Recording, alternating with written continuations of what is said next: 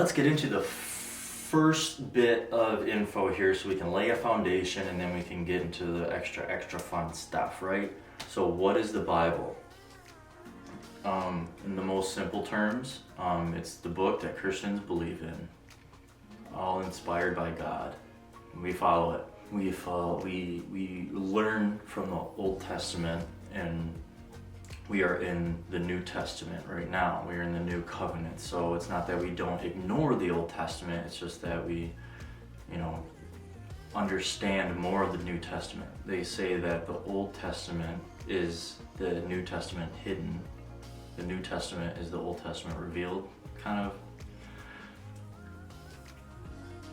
Anyway, it's a Bible, it's this big. The Old Testament makes up about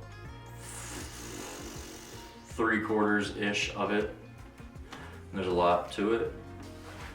And actually, recently I was kind of blessed because I didn't have a job for a little bit of time, so I took that time and I dove into the Bible, and I found this this program or something on the Bible app called The Shred, and it walked you through the Bible in 1 month. So it was about 2.5 hours a day. What I did was I had it read to me at 2 times the speed, and I followed along with it on my phone. I did that every day, or tried to every day, through the month of January, and it was to look at the tree rather than the leaves. So we just looked at the passage and what was the author saying and portraying, and then move on. And it just gave a really quick, what's the Bible as a whole? And we see fall of man, God intervenes, man can't keep up, here's God again. And then he's like, all right, I'm just gonna send you Jesus and he's gonna fix things for you. It's broken down into many pieces. So to begin with, the Bible is a conglomeration of 66 books that were written by people that we believe that were inspired by the Holy Spirit or God himself, to write these things down. The timing from cover to cover spans from 1 to 2,000-ish years, but the accounts go much further back. Some scholars say to 6,000 years. We're talking about the beginning of time and creation. So again, I'm going to keep things simple. I'm not going to go into, is the earth 1 billion years old or 7,000 years old? That's not what I'm here to do. I'll learn when I die how old the earth is. So the first man to write any accounts was Moses. God instructed him to write the 10 Commandments, and we see this in Exodus 34:27, where God said, write down these words, for in accordance with these words I have made a covenant with you and with Israel. And this was written at the time in Hebrew. Now there's 39 books in the Old Testament. The first 5 of them make up the Torah, which is followed in the religion of Judaism.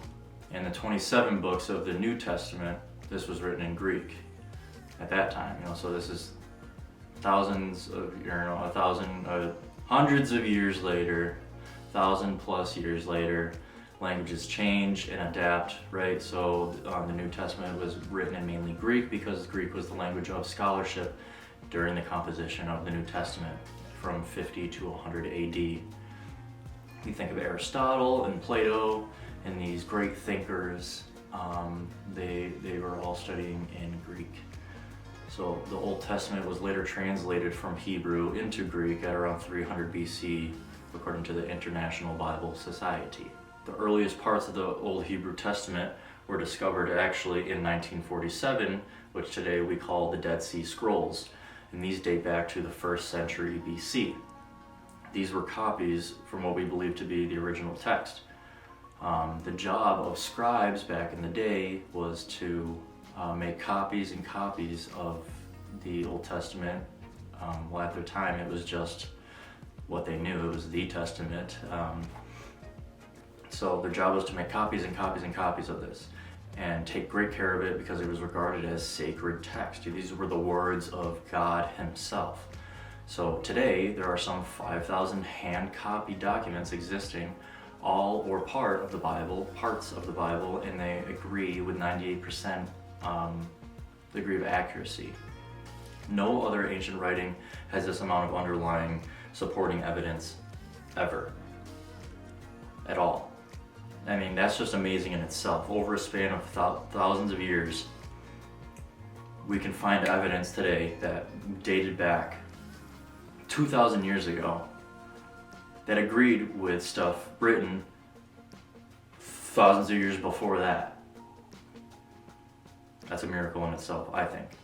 But people online and whatever say that this information is untrue, and I just claim that to be a bunch of crap that people want to discredit the Bible, and it's just misunderstanding or just laziness in trying to understand what the Bible really is.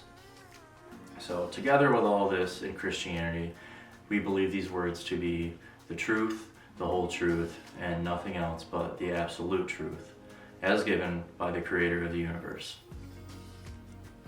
And together, we get the sacred text that we call the Holy Bible.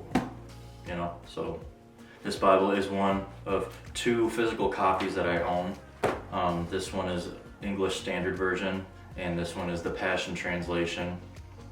I got English Standard Version because it was at the bookstore and I really liked the gold. That's why I got it. After looking into it, English Standard Version it's a good version. English Standard Version. We're all taught to, if we're studying the Bible, we're taught to cross-reference verses. So we use English Standard Version, we use King James Version, Amplified Version. And you just look at these of the same verse and what does it say? Is there anything that slightly differs?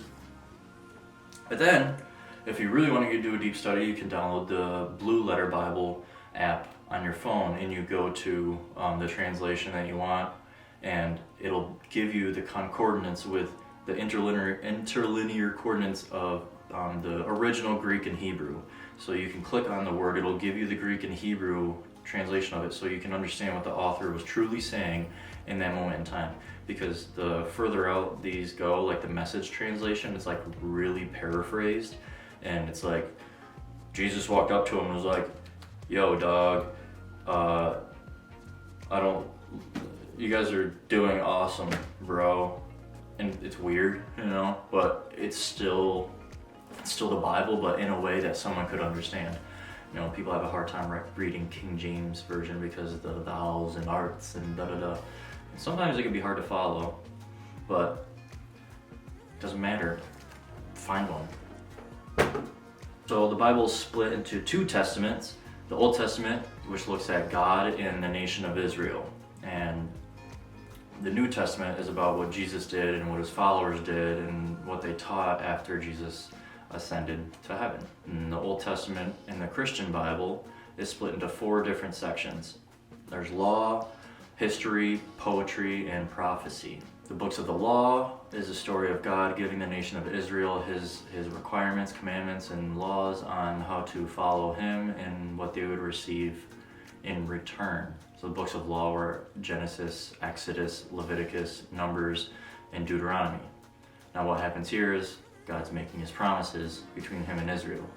And he explains that the world worships many other gods, but if they exclusively worship him and his laws, that it'll come with benefits, like protection being taken care of, you know, wars and things like that. We can look at Israel today, and you know, they're a really tiny country, but for some reason they have held their own in some of the biggest battles we've seen in history when it comes to numbers. I think it was like 4-1. I can't remember which it was, but absolute beasts. Moving on to the books of history are Joshua, Judges, Ruth, 1st and 2nd Samuel, 1st and 2nd Kings, 1st and 2nd Chronicles, Ezra, Nehemiah, and Esther. These all give explanations on how the people did following the laws that God gave them in the first place.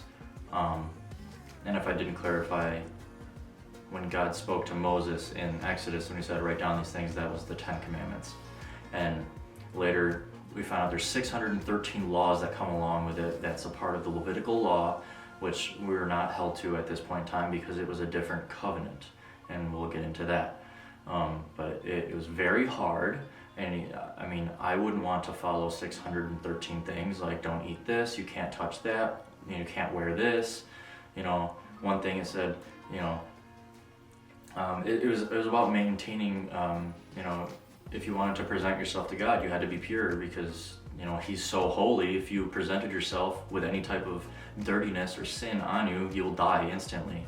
Now, I wouldn't believe you would go to hell, but just because of how much glory he has, you would just die. You would be whatever, and you'd probably be up in heaven, and he'd be like, bro, I told you that you don't eat that. But anyway, the history books, they give the explanation of how the people did, and surprise, surprise, it didn't end up well, because man can't follow all of these rules. So at this point in time, God we're gonna skip a little ahead. God sees that his people are having a hard time following his laws and stuff.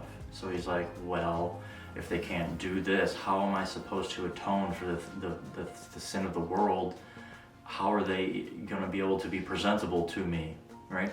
Now the books of poetry are Job, Psalms, Proverbs, Ecclesiastes, and the Song of Songs, and these have a lot of worship and wisdom literature in them. The books of prophecy are messages that God gave to his people at various points in history by his human messengers. So these prophets who were anointed by God would hear God. God would give them a message and say, hey, you can give them a warning like they're not on track and destruction is coming. Give them a warning. That's prophet. That was the Old Testament prophets. The major prophets, the books of Isaiah, Jeremiah, Lamentations, Ezekiel, and Daniel. And continuing on to the 12 minor prophet books are Hosea, Joel, Amos, Obadiah, Jonah, Micah, Nahum, Habakkuk, Zephaniah, Haggai, Zechariah, and Malachi. That is the Old Testament. So then we get into the New Testament, and this is where Jesus shows up. So all of God's people had a hard time following all of these 613 laws plus the 10 commandments.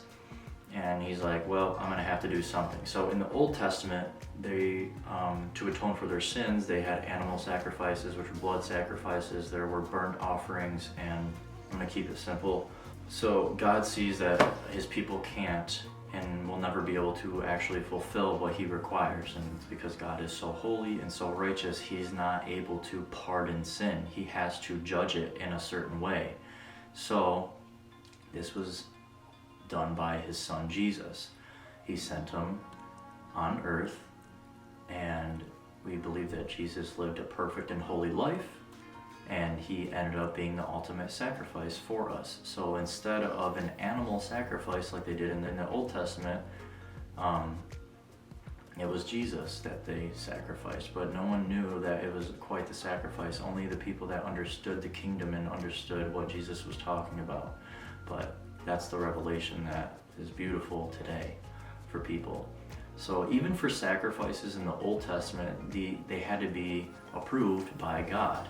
So a red heifer, it was like a cow. They had to be absolutely spotless, without blemish. They couldn't have more than, I believe it was 4 or 5 miscolored hairs. So this had to be an almost perfectly red cow. So it needed to be perfect. So Jesus comes along and he fulfilled that by living a perfect life without sin. So he was worthy to be the sacrifice. And they eventually just brutalized him, tortured him, and he gave himself up as the sacrifice. A lot of people like to think that I had a conversation once. They said, you're just mad that we killed your God. And it's like, no, I'm not mad. First of all, he was supposed to be hung on the cross and he knew that. But the thing was, he chose to do that. As he was going up, after, they just whipped him and gave him the crown of thorns, pulled his beard out, and the Bible said that he was absolutely unrecognizable. So even the movie like The Passion, I don't even know if that's even close to what he actually looked like. So with Jesus' death on the cross in the New Testament, that completed the Old Covenant. Jesus' last words were, "It was finished." I can go into a video later on other religious leaders and their last words, but there's something about Jesus that was different because he claimed to be the Son of God, said he would rise 3 days later, and he did. No other person on earth, no other religious leader did something like that. So there's something to what he's talking about. But through that, there was the blood atonement. he was sacrificed and poured out his blood for the sins of the world, and that finished the old covenant of the law. So it's like marriage. You know, you get married and you say, till death do us part, right? So you enter a covenant with each other saying, this is how we're going to do things until death do us part. And that's agreed. So when Jesus came along, he was the death that made us part from the old law. But the kicker of the whole story is that he came back to life, and he said, now I'm the ruler, and I've defeated sin, defeated the devil, and what I say goes. Now my kingdom is going to be established. So this is where the Holy Spirit comes in. But we'll get to that later. In the New Testament, there are two major groups of books. The Gospels, which deal with the story of Jesus, Matthew, Mark, Luke, and John. Matthew, Mark, and Luke, they're called the Synoptic Gospels. They cover mostly the same events. So think of it as three friends that were hanging out with Jesus, seeing him do all these amazing things. And they're like, whoa, that was pretty inspiring. That was, that was awesome. They wrote it down. They put these books together. So if you read through the Synoptic Gospels, you'll read the same story probably 3 times from 3 different points of view.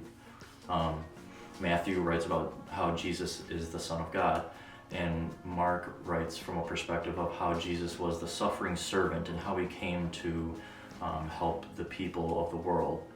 And Luke, who was a physician at the time, he wrote down accounts of Jesus in a very chronological order and very easy to understand book. So it's a very good book to read if you want to learn about Jesus from someone who was a doctor and was so you know what I'm saying? In the book of John, he focused on how Jesus is God, or the divinity of Jesus. And following that, there's the book of Acts, which was also written by Luke, and this explains the church history. So the church is a group of people who were sent out to do the things Jesus told them to do. The church is not a building in itself. We, the people, are the church, because we'll get into that later. So it covers the church history, the power of the Holy Spirit, and pretty much what the followers of Jesus did after he ascended into heaven, and how the message spread throughout the world. So then after the Gospels, there are the letters. There are the Pauline Epistles, which in a nutshell is the Apostle Paul instructing new believers and new churches on how to behave and how to think as a new Christian, because these people who once practiced, pagan religion, pagan practices, and they accepted the God of Abraham, Isaac, and Jacob, Yahweh. They said, they didn't know what God wanted from them. So, like in the church of Corinth, everyone was, in church just sleeping with each other. But that was the practice of, pagan rituals, pagan practices, and how they pleased the gods of love or whatever. So anyway, everyone's sleeping around in church, and Paul comes back and he's like, no, y'all, we don't do this anymore, okay? Like, let's try to not sleep with each other. And the names of these letters coincide with who he's talking to. So the church of Corinth would be Corinthians. Let's see, the books include Romans, 1st and 2nd Corinthians, Galatians, Ephesians, Philippians, Colossians, 1st and 2nd Thessalonians, 1st and 2nd Timothy, Titus, and Philemon. Then we get to the book of Hebrews, which the author of this is highly debatable.